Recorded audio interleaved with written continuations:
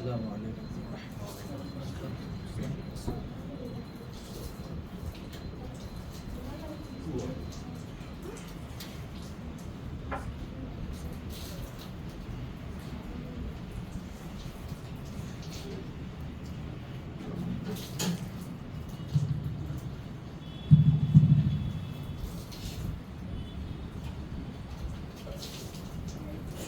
الله أكبر الله أكبر الله أكبر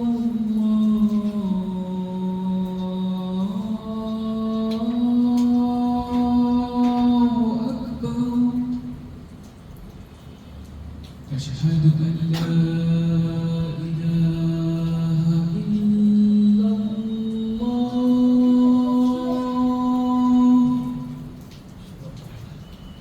أشهد أن لا إله إلا الله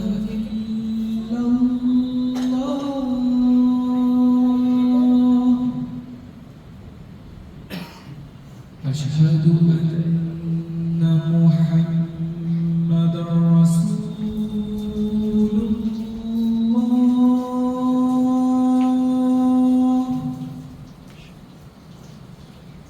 أشهد أن محمدا رسول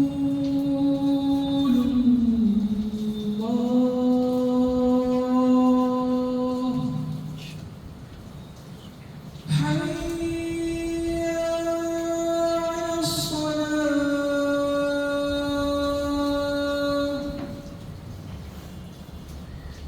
حي على الصلاة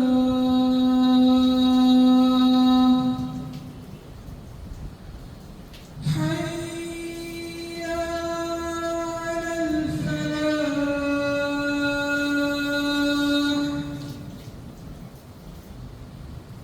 حي على الفلاح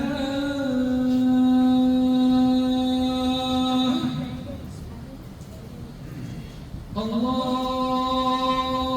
أكبر الله أكبر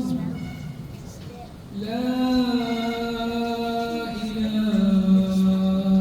إلا الله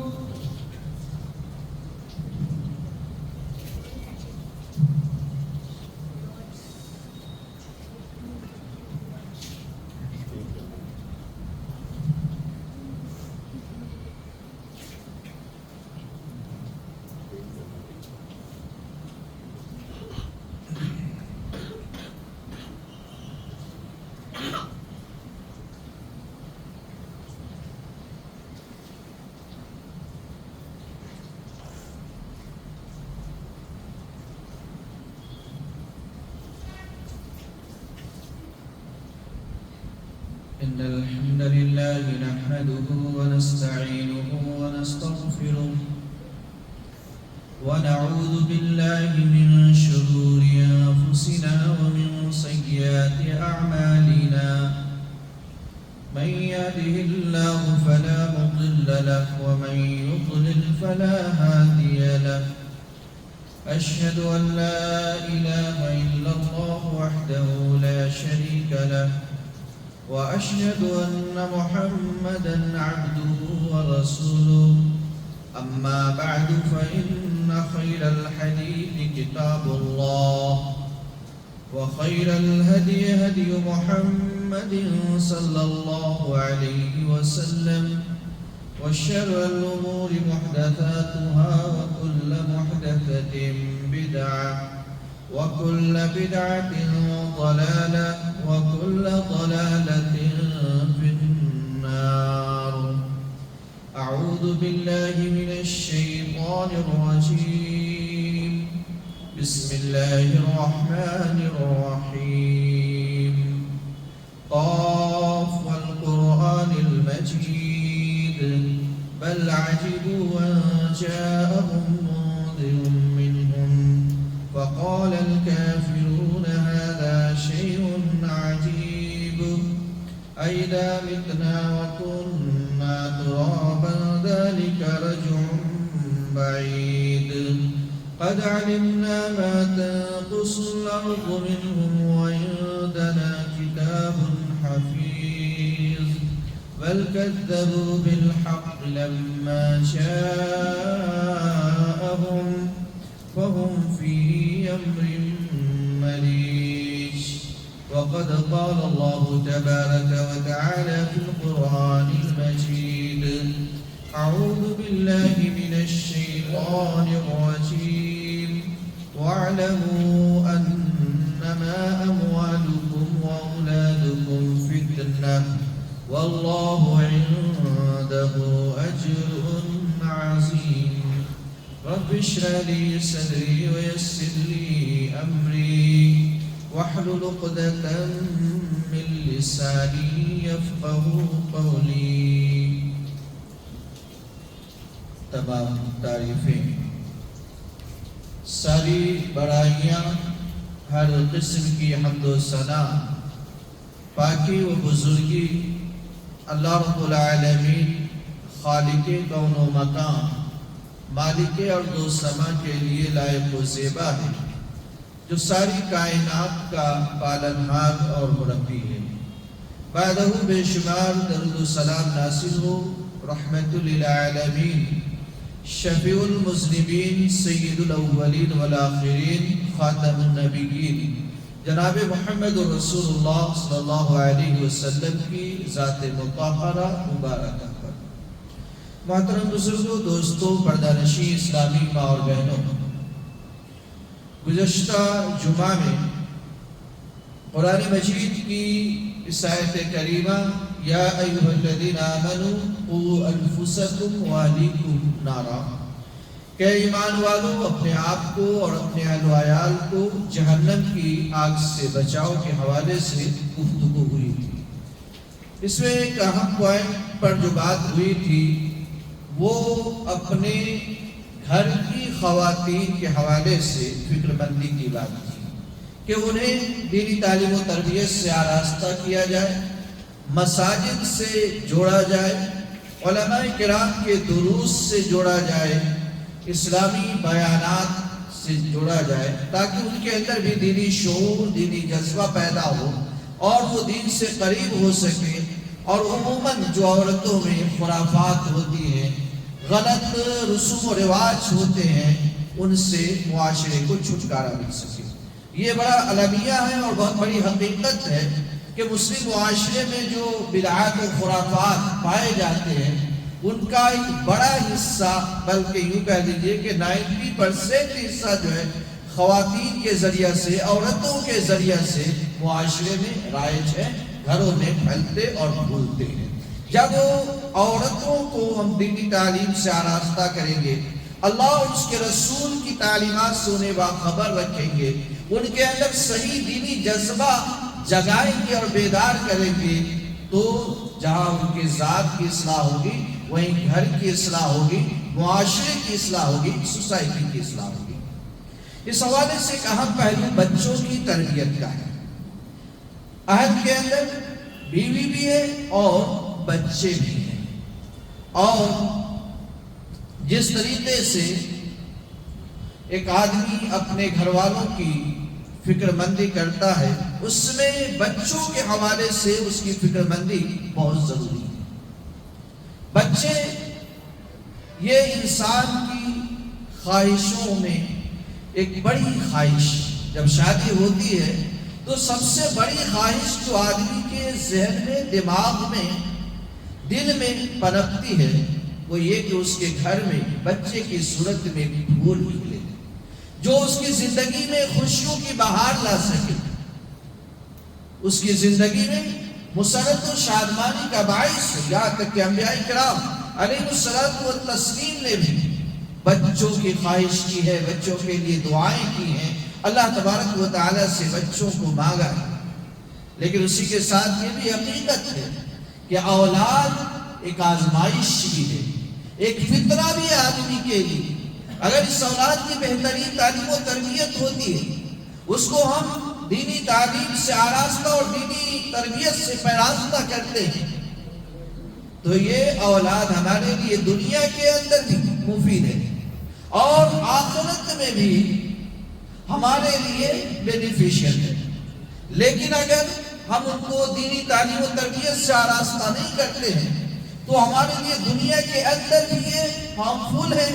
اور آخرت میں بھی ہمارے لیے کسی کام کے نہیں ہوں گے. اسی لیے قرآن مجید کے اندر اللہ تبارک و تعالیٰ نے کہا کہ وَاعْلَمُوا کہ لوگوں جان لو، خبردار ہو جاؤ، اچھی طرح سے اپنے ذہن کے اندر یہ بات بیٹھا لو کہ انما اموالکم واولادکم فتنہ، تمہارے مال، وہ مال جو بڑی محنت سے، جتن سے، کوشش سے، ہارڈ ورکنگ کے ذریعہ تم حاصل کرتے ہو، کماتے ہو، ارن کرتے ہو، یہ مال اور پھر تمہاری اولاد جو اللہ کی نعمتوں میں سے اہم نعمت ہے، یہ تمہارے لیے آزمائش ہے، تمہارے لیے فتنہ ہے. اگر مال آدمی جائز طریقے سے، حلال طریقے سے کماتا ہے اور جائز راستے میں، حلال راستے میں خرچ کرتا ہے، اللہ کی رضا کے لیے خرچ کرتا ہے تو یہ مال اس کے لیے بینیفیشل ہے، فائدہ مند ہے، دنیا کے اندر بھی آخرت میں بھی. اور اگر حرام طریقے سے کماتا ہے، ناجائز طریقے سے کماتا ہے تو یہ مال اس کے لیے دنیا کے اندر بھی ہارمفل ہے، نقصان دہ، اور آخرت میں بھی ہے.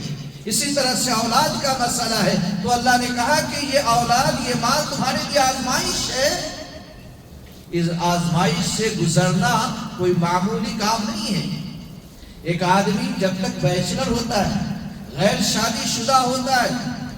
وہ بہت حد تک آزاد ہوتا ہے کہ جیسے زندگی گزار لے،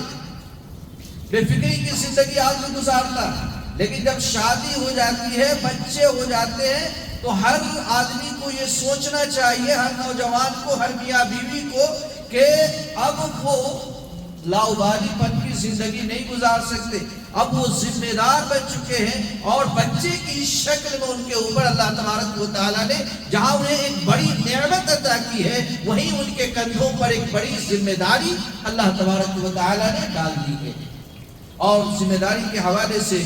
پیارے نبی جناب محمد رسول اللہ صلی اللہ علیہ وسلم نے یاد دہانی کرائی کہ کلکم راع وکلکم مسئول عن رعیتہ. اگر اسلامی نظریے سے دیکھا جائے، اسلامی تصورات کو سامنے رکھے جائیں تو آدمی کے اندر لاپرواہی اور غفلت آ ہی نہیں سکتی. اسلام کہتا ہے کلکم راع، تم میں سے ہر فرد، مرد ہو، عورت ہو، نوجوان ہو، جوان ہو، بوڑھا ہو، ہر کوئی ذمہ دار ہے، ہر کوئی رسپانسبل ہے، ہر ایک کے اوپر رسپانسبلٹی ہے. آزاد نہیں ہے کہ لاپرواہی کی زندگی گزارے، غفلت کی زندگی گزارے، نہیں. اللہ نے کہا، اللہ کے نبی نے کہا کہ رسپانسبل ہے وہ. وَكُلُّكُمْ مَسْئُولٌ عَنْ رَعِيَّتِهِ، اور اللہ تبارک و تعالیٰ نے جو ذمہ داری، رسپانسبلٹی اس کو دیا ہوا ہے، کل قیامت کے دن اللہ تبارک و تعالیٰ اس کے بارے میں اسے سوال کرے گا، اس سے پوچھے گا. اگر اللہ تبارک و تعالیٰ نے اولاد کی نعمت سے نوازا ہے تو اولاد کے بارے میں بھی اللہ سوال کرے گا، پوچھے گا کہ میں نے تمہیں اولاد دیا تھا، بیٹے دیے تھے، بیٹیاں دی تھی، ان بیٹوں کی تربیت کیسے کی، بیٹیوں کی تربیت کیسے کی، ان کو دین کے راستے پر لگایا یا نہیں لگایا. آگے آپ نے فرمایا کہ الامیر راعی، کہ جو حاکم ہوتا ہے، جو حکمراں ہوتا ہے، وہ بھی ذمہ دار ہے، رسپانسبل ہے. اور آگے کہا کہ والرجل راع علی اہل بیتہ، گھر کا جو مرد ہے، گھر کا جو سربراہ ہے، گھر کا جو گارڈین ہے، پورے گھر کا ذمہ دار ہے. اگر گھر میں اس کی بیوی ہے، گھر میں اس کے بچے ہیں، گھر میں اس کے بہن ہیں، یا گھر میں دیگر افراد ہیں جو اس کے زیر کفالت ہیں، جتنے لوگ بھی اس کے انڈر میں ہیں، زیر کفالت ہیں، ان سب کے بارے میں اس کے اوپر ذمہ داری عائد ہوتی ہے کہ ان سب کی صحیح تعلیم اور صحیح تربیت کی وہ فکر کرے. اور قیامت کے دن اس کے اس ذمہ داری کے بارے میں اللہ تبارک و تعالیٰ سوال کرے گا. اسی طرح سے نبی نے کہا کہ والمرأة راعیۃ علی بیت زوجہا و ولدہ، عورت کو بھی اللہ تبارک و تعالیٰ نے گھر کی ذمہ داری دی ہے، بلکہ موٹے الفاظ میں کہیں تو شریعت کی روشنی میں، شریعت کی نگاہ میں عورت گھر کی ہوم منسٹر ہوتی ہے۔ ہوم منسٹری کی جو ذمہ داری ہوتی ہے ایک ملک میں، وہی ذمہ داری ایک عورت کو گھر میں حاصل ہوتی ہے۔ گھر کا سارا کاروبار، گھر کے سارے مسائل، گھر کی ساری ذمہ داریاں، چاہے گھر کو اچھا رکھنا ہو، گھر کے سامان کی حفاظت کرنی ہو، یا گھر میں اولاد کی حفاظت کرنی ہو، عزت و آبرو کا تحفظ ہو، یہ ساری ذمہ داری عورت کے کندھے پر ہے۔ اور وہی مسئولۃ لنا، اللہ کے نبی نے کہا کہ اس کی ذمہ داری کے بارے میں اس سے سوال کیا جائے گا، پوچھا جائے گا۔ تو ہر ماں باپ ذمہ دار ہے اپنی اولاد کے تئیں، اس لیے ہر ماں باپ کے لیے ضروری ہے کہ اپنے بچے کی اچھی تربیت کرے۔ اہل علم تو یہاں تک لکھتے ہیں کہ بچے کی تربیت کا جو مسئلہ ہے، بچہ پیدا ہونے کے بعد نہیں، بلکہ جب آدمی شادی کرنے کے لیے لڑکی کو سیلیکٹ کرنے کے لیے نکلتا ہے، انتخاب کرنے کے لیے نکلتا ہے، تبھی سے شروع ہو جاتا ہے۔ کیوں؟ اس لیے کہ اگر ماں نیک ہوگی، نیک لڑکی کا آدمی انتخاب کرے گا، اور اس کے بدن سے جو بچہ پیدا ہوگا اس پر نیکیوں کا رنگ چڑھے گا۔ اگر ماں، وہ عورت، وہ لڑکی جس کو آدمی نے شادی کے لیے منتخب کیا ہے، نیک نہیں ہوگی تو بچوں پر اس کی بدی کا نیکی، اس کی برائیوں کا نیکی، اس برائیوں کا اثر چڑھے گا، اور اس طرح سے بچے بگڑیں گے۔ لیکن بچہ پیدا ہو گیا، بچہ تھوڑا بڑا ہوگا، شعور کی منزل کو پہنچ رہا ہے، بولنے لگا ہے، تب اس سے ذمہ داری زیادہ بڑھ جاتی ہے۔ جب بولنے لگے بچہ تو اسے لا الہ الا اللہ سکھایا جائے، جب سمجھنے لگے بچہ تو اس کو اللہ کی معرفت دی جائے، جتنا سمجھ سکتا ہو بچہ اسے اللہ کے بارے میں بتایا جائے، جتنا سمجھ سکتا ہو بچہ رسول کے بارے میں بتایا جائے، جتنا سمجھ سکتا ہو بچہ دین کے بارے میں بتایا جائے۔ اسٹیپ بائی اسٹیپ یہ ساری چیزیں بچوں کو بتانی چاہیے، حتیٰ کہ ارکان ایمان اور اسلام سے واقفیت کرانی بھی ضروری ہے۔ اس لیے کہ یہ 11 چیزیں جو ارکان ایمان اور اسلام کے اندر بیان ہوئے ہیں، بغیر سیکھے، بغیر سکھائے کوئی مسلمان ہو ہی نہیں سکتا۔ اگر ان 11 چیزوں کو نہیں جانتا ہے، ارکان ایمان 6، ارکان اسلام 5، اگر ان کو کوئی نہیں جانتا ہے تو مسلمان نہیں ہو سکتا ہے، اس لیے کہ اس کے بغیر دین پر عمل کر ہی نہیں سکتا۔ بلیف کی بات ہو گئی، عقیدے کی بات ہو گئی، اس کے بعد جو آداب اور احکام کی بات ہے، مینرز سے جو اسلام کے، وہ بھی بچوں کو سکھانا ہے، کیسے کھانا ہے، کیسے پینا ہے، کیسے سونا ہے، کیسے جاگنا ہے، واش روم جانا ہے کیسے جانا ہے، کیسے نکلنا ہے، مسجد جانا ہے کیسے جانا ہے، کیسے آنا ہے، کسی سے ملاقات ہوتی ہے کیسے بات چیت اور گفتگو کرنی ہے، رشتہ داروں سے کیسے ملنا ہے، رشتہ داروں سے کیسے تعلقات رکھنا ہے، یہ ساری چیزیں اسلام نے ہمیں بتائی ہے، اور ہمارے اوپر لازم ہے کہ ہم بچوں کو سکھائیں۔ اسی طرح سے کس طرح کی گفتگو کرنی ہے، نہیں کرنی ہے، جھوٹ نہیں بولنا ہے، چغلی نہیں کرنا ہے، غیبت نہیں کرنا، یہ ساری برائیوں کی قباحتیں ہمیں اپنے بچے کے ذہن میں تدریجاً، دھیرے دھیرے، اسٹیپ بائی اسٹیپ ڈالتے رہنی ہے، تاکہ برائیوں سے بچے کے اندر نفرت پیدا ہو۔ نیکیوں کی خوبیاں اور اچھائیاں بتانی ہیں انہیں، کہ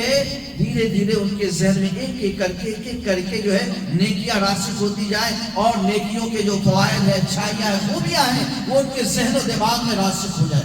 تعلیم و تربیت کا جو معاملہ ہے، ایک دن کا معاملہ نہیں، ایک مہینے کا معاملہ نہیں، ایک سال کا معاملہ نہیں ہے، بلکہ بچپن سے لے کر کے جوانی تک بچہ جب پہنچتا ہے تب تک یہ سلسلہ جاری رہنا چاہیے۔ یہ نہیں کہ ہم نے بچے کو ایک دن بیٹھا لیا اور ساری باتیں بتا دی، بیٹا اللہ وہ ہے، رسول وہ ہے، دین ایسا ہے، ارکان ایمان یہ ہے، ارکان اسلام یہ ہے، نماز ایسے پڑھنی ہے، روزہ ایسے رکھنا ہے، زکوٰۃ اتنی دینی ہے، حج ایسے کرنا ہے، عمرہ ایسے کرنا ہے، جھوٹ نہیں بولنا، چغلی نہیں کرنا، غیبت نہیں کرنا، گالی نہیں دینا، فلاں فلاں نیکی کرنا، ایک دن سکھا دیا ہو گیا، نہیں۔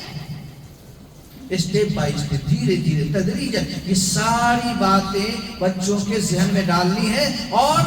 تکرار، ریپیٹ اینڈ ریپیٹ کر کے ڈالتے رہنا ہے۔ یہ نہیں کہ آج میں بتا دیا پھر دوسرے دن بتانے کی کیا ضرورت ہے، نہیں، بتاتے رہنا ہے تاکہ بچے کے ذہن میں وہ چیز مضبوطی کے ساتھ جم جائے، مضبوطی کے ساتھ راسخ ہو جائے۔ ہماری ایک چیز یہ ہوتی ہے کہ بچوں سے ہر ایک کو لاڈ پیار ہوتا ہے،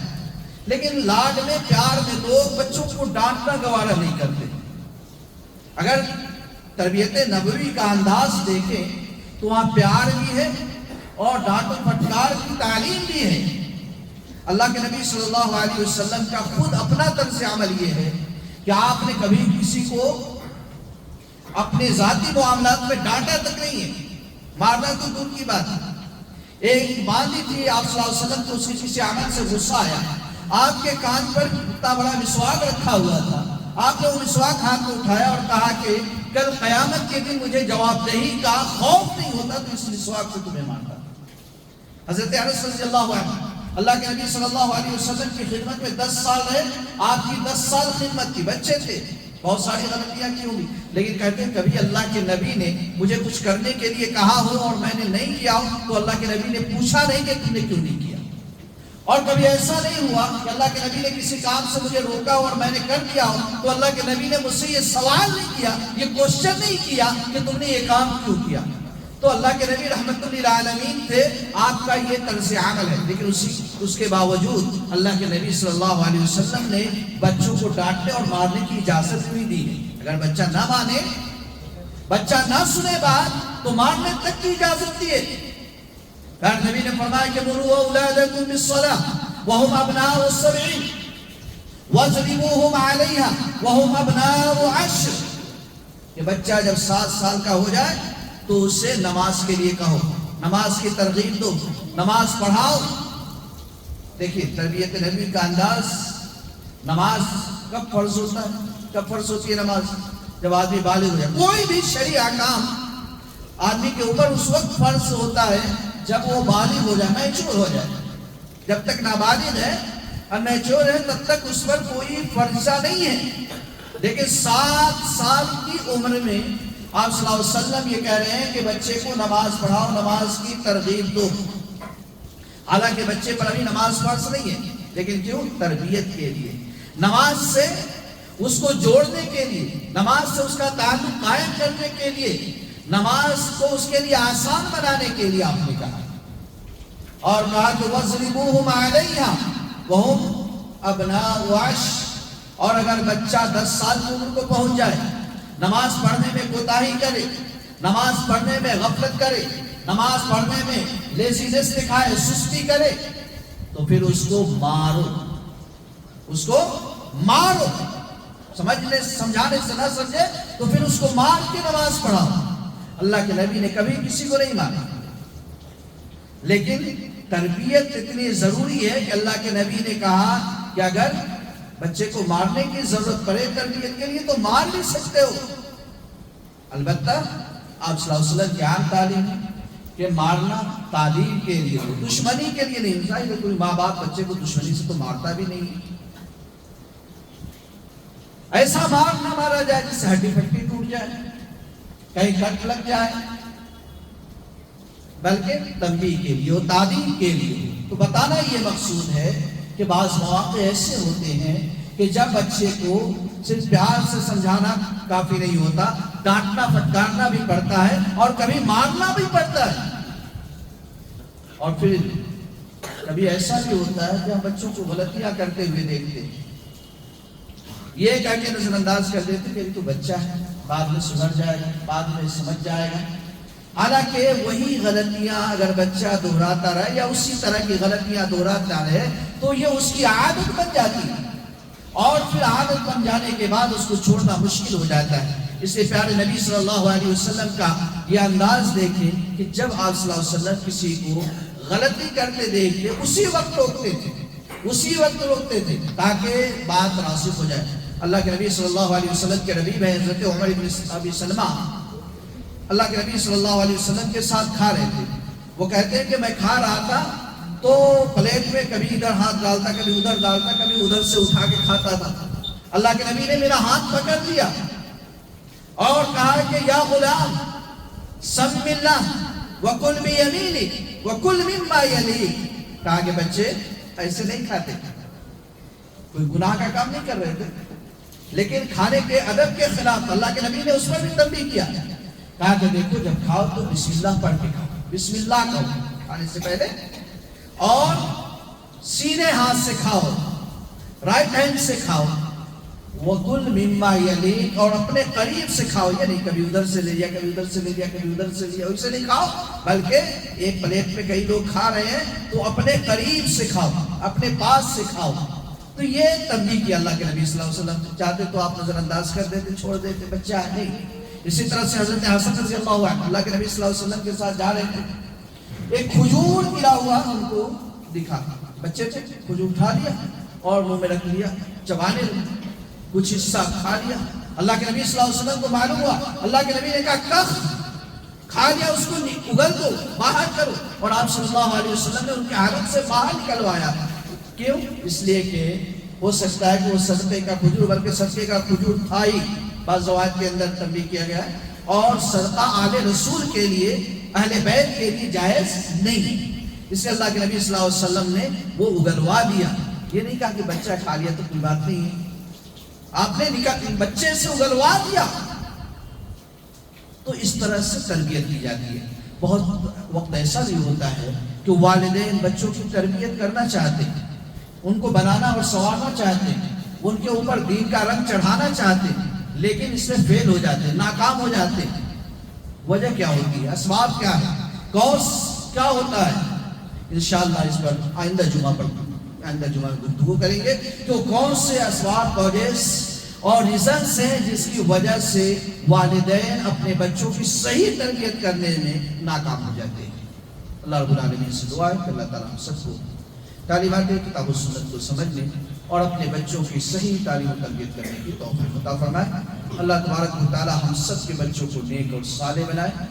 ماں باپ کا فرما بردار اور اللہ تبارک و تعالیٰ کا اطاعت شعار بنائے۔ اللہ تعالیٰ ہم سب کو بھی نیکیوں کی بے شبہ توفیق عطا فرمائے، برائیوں سے اللہ ہماری حفاظت فرمائے۔ اللہ تبارک و تعالیٰ ہمیں توحید و سنت پر مضبوطی کے ساتھ قائم رکھے۔ آمین۔ ربنا تقبل منا انك انت السميع العليم وتب علينا انك انت التواب الرحيم۔